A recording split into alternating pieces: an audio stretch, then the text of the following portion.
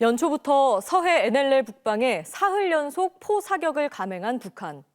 그 시기 김정은 위원장은 일본의 지진 피해를 위로하는 전문을 보냈습니다. 연일 한반도의 긴장 수위를 끌어올리고 있는 북한이 일본의 유화적인 태도를 보이는 속내가 뭔지 통일전망대에서 짚어봤습니다. 김윤미 기자입니다. 지난 5일 김정은 북한 국무위원장은 기시다 후미오 일본 총리에게 지진 피해를 위로하는 전문을 보냈습니다.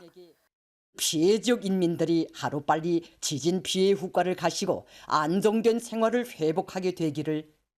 기시다 총리를 각하라 부르며 한껏 예의를 갖추기도 했습니다. 김 위원장이 일본 총리에게 각하라는 호칭을 쓴 것도 처음이고 북한 최고 지도자가 일본 총리에게 직접 위로 전문을 보낸 것도 처음입니다. 지난 2011년 동일본 지진 때 북한은 김영남 상임위원장이 조총련의 위로 전문을 보낸 게 전부였고요. 1995년 고베 대지진 때도 총리 명의의 전문을 보냈습니다.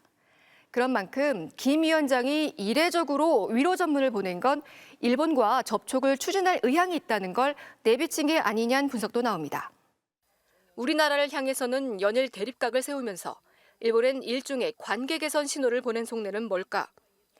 남한과 교류하지 않고 일본과 접촉하는 이른바 통일봉남 전술을 통해 북한이 한미일 협력 약화를 노리는 게 아니냐는 관측입니다. 인도적 문제를 소재로 해서 북일 당국 간의 대화를 재개해서 북한이 국제사회로부터 인도적 지원을 받을 수 있는 이 분위기를 형성할 수 있다는 점에서 기시다 정부 또한 지지율이 바닥을 치고 있는 상황에서 반등 기회를 엿보는 계기로 삼을 수 있는 만큼 북한과의 관계 개선은 득이 되는 카드입니다.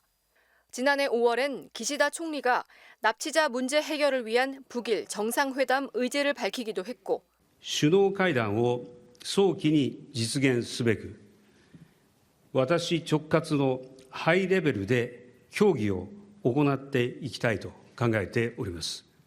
북한 또한 만나지 못할 이유가 없다고 답하며 이후 양국의 비공개 접촉이 이뤄진 게 아니냐는 보도도 쏟아졌습니다.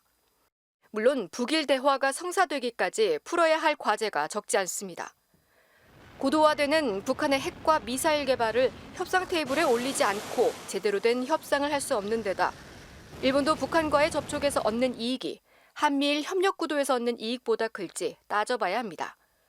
다만 분명한 건 한미일 북중러의 대립 구도가 고착화되는 상황 속에서 북한이 일본과 일시적인 접촉을 했고 앞으로도 그럴 가능성이 열려 있다는 점입니다. 북한은 심지어 적대 진영이라고 얘기할 수 있는 일본과도 외교를 하고 있는데 우리가 중국과 러시아와 이 관계를 거의 파탄에 몰고 가는 이런 편향된 외교는 우리한테 굉장히 불리한 결과를 가져올 수 있다. 복잡한 정세 속에서 진정 국익을 위하는 길은 뭔지 냉철한 고민이 필요한 시점입니다. MBC 뉴스 김유미입니다.